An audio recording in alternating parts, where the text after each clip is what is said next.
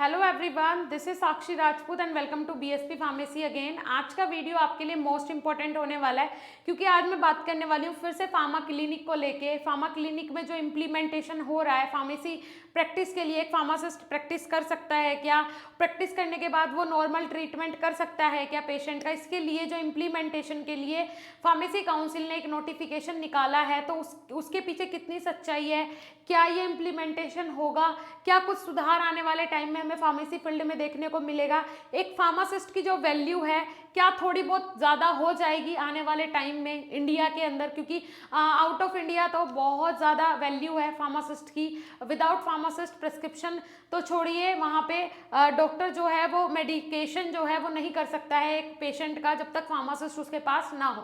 Pharmacist की सलाह मशवरा के बिना वहाँ पे कोई भी पेशेंट का इलाज नहीं हो सकता है। तो बहुत सारी चीज़ें हैं जो कि इंडिया में नहीं है लेकिन फॉरेन कंट्रीज़ में है, और इंडिया में इतनी भी अथॉरिटी फार्मासिस्ट को नहीं दी गई है कि अगर कोई पेशेंट डायरेक्टली भी आ जाए उसके पास और कुछ नज़ला खांसी की दवाई भी अगर मांगने लगे, नॉर्मल दवाई भी अगर लेने लगे, तो वो भी फार्मासिस्ट नहीं दे सकता है विदाउट प्रिस्क्रिप्शन।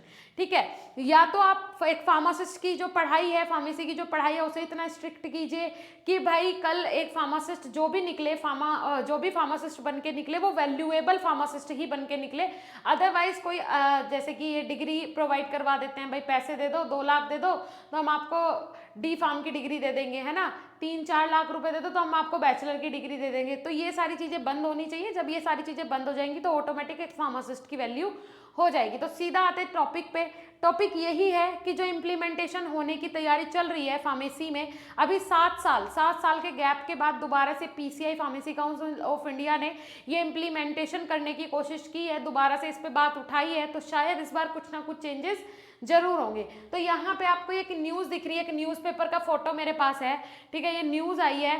तो इसमें क्या बोला गया है, लखनऊ का ये न्यूज़पेपर है, तो इसमें देखिए जागरण संवाददाता लखनऊ, कोरोना महामारी के बाद जीवन में आए बदलाव में फार्मास्यूटिकल विज्ञान की भूमिका पर डायरेक्टर एपीजे अब्दुल कलाम तकनीकी विश्वविद्यालय एकेटीयू में शनिवार को अंतर्राष्ट्रीय सेमिनार हुआ।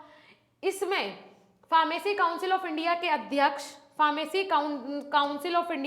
अध्यक्ष, देखिए मैं आपको मार्क करके भी दिखा देती हूँ, डॉक्टर मोंटू कुमार एवं पटेल ने बताया कि फार्मासिस्ट की मांग देश विदेश में बढ़ रही है, इसके पाठ्यक्रम में बदलाव किया जा रहा है, साथ ही कुछ दवाओं को लिखने का अधिकार भी फार्मासिस्ट को देने के लिए सरकार को प्रस्ताव भेजा गया है। इस पर सरकार ने सकारात्मक रुख दिखाया है।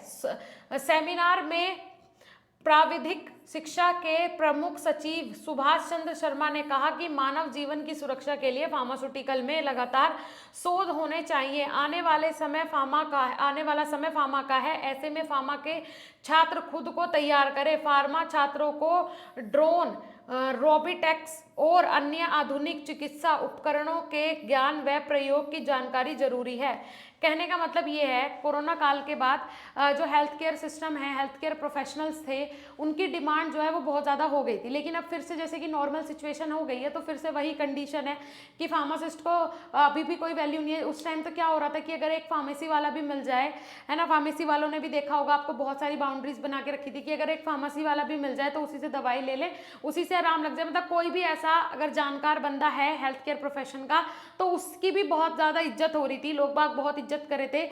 एक डॉक्टर मैम थी, गायनोकोलॉजिस्ट, उन्होंने खुद अपने सेमिनार में, जब उनका एक वेबिनार हो रहा था, उन्होंने उसमें खुद बोला था कि अगर फार्मासिस्ट और नर्सिंग स्टाफ नहीं होता, है ना, तो एक फार्मासिस्ट और नर्सिंग स्टाफ नहीं होता तो हम डॉक्टर्स कुछ भी नहीं कर पाते। कोरोना काल में बहुत हेल्प की है ना, जितना भी हेल्थ केयर प्रोफेशनल्स है उन्होंने बहुत ज़्यादा हेल्प की है, जिसे जितना भी आता था उतनी नॉलेज अपनी स्प्रेड की है उस टाइम में।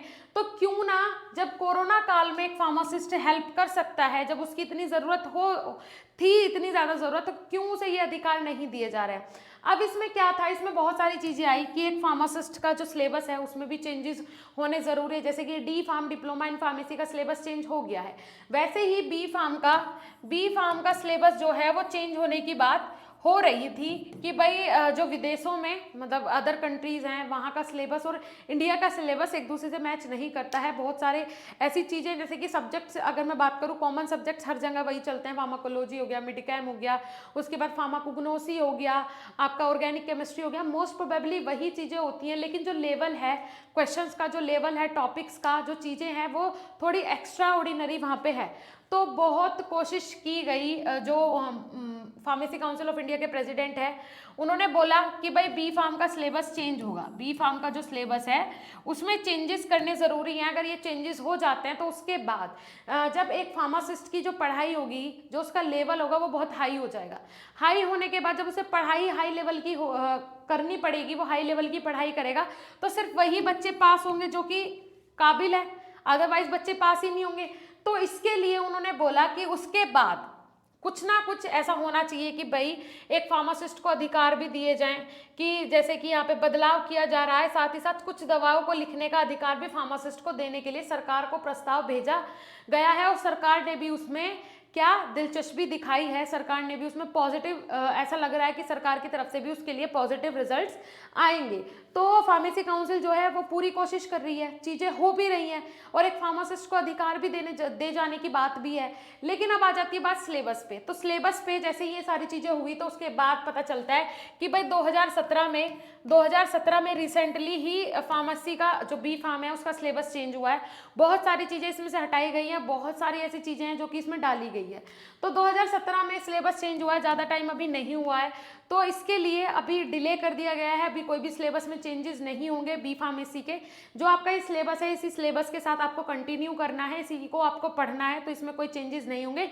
लेकिन इम्प्लीमेंटेशन जरूर होना है, फार्मा फील्ड में ज़रूर इम्प्लीमेंटेशन होना है। एग्जिट एग्जाम की अगर मैं बात करूं, एग्जिट एग्जाम, जो एग्जिट एग्जाम है डी फार्म वालों के लिए, वो एग्जिट एग्जाम इस साल से नहीं होगा, 2023 से लागू होगा। बिकॉज जो जिन स्टूडेंट ने 2022 में एडमिशन लिया है, तो 2022 और 2023, ठीक है जी, तो 2023 में जो बच्चे पास आउट होंगे उन स्टूडेंट्स का होगा एग्जिट एग्जाम, ठीक है। सॉरी 2021 में जिन्होंने एडमिशन लिया है उन लोगों का 2023 में होगा एग्जिट एग्जाम। 2022 में जो बच्चे पास आउट हो रहे हैं उनका नहीं होगा, क्योंकि एजुकेशन रेगुलेशन ER 2020 है, जो नया सिलेबस आया है डी फार्म का, उसे बोला गया है एजुकेशन रेगुलेशन 2020।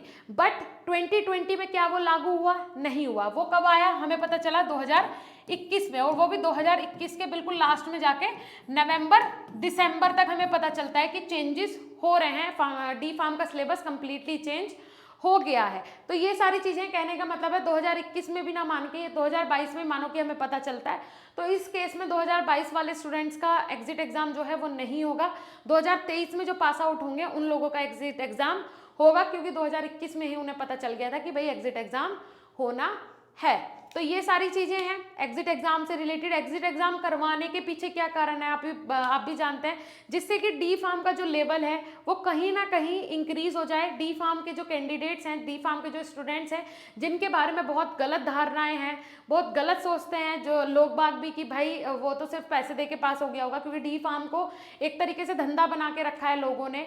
बहुत सारे ऐसे केसेस हैं जो कि हमारे सामने भी आते हैं कि भाई सिर्फ पैसा दो और डिग्री ले जाओ, चाहे वो बंदा कॉलेज में कभी गया हो या ना गया हो। तो बहुत सारी ऐसी चीज़ें हैं जो कि डी फार्म को लेके मोस्टली केसेस में होती है। होती तो बी फार्म के लिए भी है, लेकिन बी फार्म के लिए उतनी लेवल पे नहीं हो पाती है जितना कि डी फार्म के लेवल पे होती है। तो इसीलिए एग्जिट एग्जाम कर दिया है कि भाई एग्जिट एग्जाम जो है वो दो, आप अगर पास कर पाते हो 50% मार्क्स लाते हो एग्जिट एग्जाम में तो ठीक है, वरना एक साल में आपको 2 मौके दिए जाएंगे, दोनों बार आप अटैम्प्ट कर सकते हो। और कोई भी नंबर ऑफ अटैम्प्ट की लिमिट नहीं है, कितनी बार भी आप अटैम्प्ट कर सकते हो, ठीक है जी।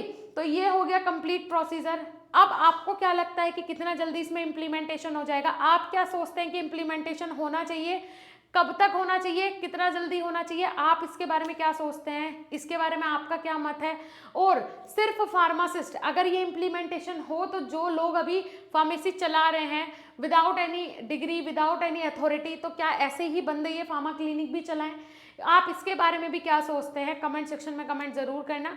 साथ ही साथ इफ अगर आप बी फार्म के स्टूडेंट हैं तो आपके लिए हमारे पास अवेलेबल है ऑनलाइन पेड कोर्सेज भी, जिसमें कि टीचर्स हमारे 5 क्लासेस डेली ले रहे हैं। जाके एक बार ऐप विजिट करें, बीएसपी फार्मेसी के नाम से हमारा ऐप है, जिसका लिंक आपको नीचे डिस्क्रिप्शन बॉक्स में मिल जाएगा। नोट्स आपके घर पे भी डिलीवर किए जा रहे हैं, जिनसे आप अपने कॉम्पिटेटिव एग्जाम की भी प्रिपरेशन कर सकते हैं, ठीक है जी। उसके अलावा अगर मैं बात करूँ यहाँ पे लाइव क्लासेस की, तो यूट्यूब चैनल, हमारे इसी यूट्यूब चैनल पे भी लाइव क्लासेस चल रही हैं। शाम को 6 से 7 एक क्लास है फर्स्ट सेमेस्टर की, और रात में 9 बजे से 10 बजे तक एक क्लास है थर्ड सेमेस्टर की। दोनों बहुत ही इंपॉर्टेंट सब्जेक्ट्स की क्लासेस हमारे यूट्यूब चैनल पे हो रही है फ्री ऑफ कॉस्ट। जाके ज़रूर विजिट करें लाइव क्लासेस वाले सेक्शन में। पीसीआई की अपडेट्स के लिए प्लेलिस्ट जाके विजिट करें, पीसीआई अपडेट के नाम से प्लेलिस्ट है। साथ ही साथ और भी जॉब वैकेंसी से related videos, podcast video, interview videos, बहुत सारी चीज़ें हमारे चैनल पे अवेलेबल है। तो जाके एक बार विजिट जरूर करें, चीज़ें देखें, उसके बाद ही आप लोग ऑनलाइन पेड कोर्सेज में ज्वाइन करें। ओके स्टूडेंट्स, मिलेंगे द नेक्स्ट इंफॉर्मेटिव वीडियो के साथ। तब तक के लिए धन्यवाद, नमस्कार।